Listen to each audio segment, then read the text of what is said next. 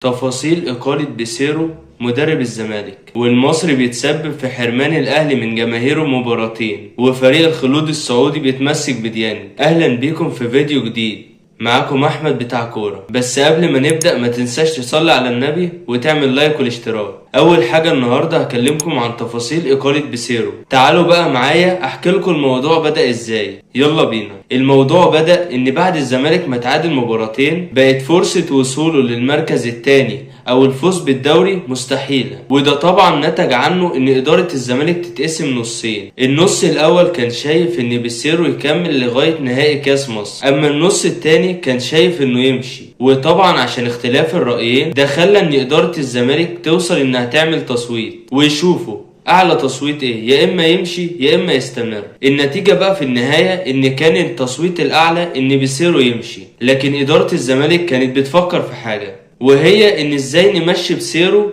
باقل الخسائر، يعني يكون بارضاء الطرفين. ووصلوا لنقطة وسط لفسخ التعاقد. بعدها بقى الزمالك قرر انه يعين ايمن الرمادي مدير فني مؤقت لنهاية الموسم، وبكده نكون انتهينا من توضيح النقطة دي. نروح بقى النقطة تانية، وهي تسبب المصري في حرمان الأهلي من جماهيره مباراتين. أوضح لكم بقى اللي حصل في مباراة الأهلي وحرس الحدود. حصل بقى إن بعض من جماهير النادي الأهلي طلعت وكانت بتشتم في نادي المصري، وطبعا كان فريق المصري كان معاه فيديوهات بتثبت الواقعة دي. ففريق المصري بعت الفيديوهات لرابطة الأندية عشان يلفت نظرهم ان هم يوقفوا جماهير الأهلي، زي ما حصل قبل كده من اسبوع ووقفوا جماهير الزمالك مباراتين، وده كان لنفس السبب. وبعد ساعات قليلة طلعت رابطة الأندية وأصدرت قرار بوقف جماهير الأهلي مباراتين. مش بس كده، ده كمان غرمت الأهلي 200,000 جنيه. وبكده نكون انتهينا من توضيح النقطة التانية. قبل بقى ما اكلمكم عن ديانج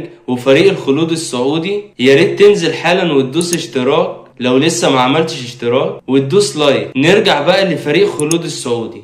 اللي حصل بقى ان الاهلي عاوز يرجع ديانج، وده طبعا عشان عاوز يلعب معاه في كاس العالم للانديه. تمام كده. جه بقى فريق الخلود السعودي ورفض الكلام ده واتمسك بحقه، واتمسك بوجود ديانج لغاية نهاية عقده اللي هو يوم 30/6، وبعدها يرجع للأهلي. لكن رئيس نادي الخلود بيقول انه اصلا هو عايز يشتري ديانج لانه لاعب مهم جدا للفريق وبيعمل اداءات في الفترة الاخيرة مهمة جدا وكويسة مع الفريق. ولكن هو بيعمل اقتراح للأهلي، بيقول لهم انا ممكن اديلكم اللاعب في كاس العالم للأندية، بس بشرط ان انتوا تسهلوا لي بيعه بعد كاس العالم للأندية. وبكده نكون وصلنا لنهاية الفيديو. اشوفكم في فيديوهات جديدة عن الكورة. متنسوش تعملوا اللايك والاشتراك. سلام عليكم.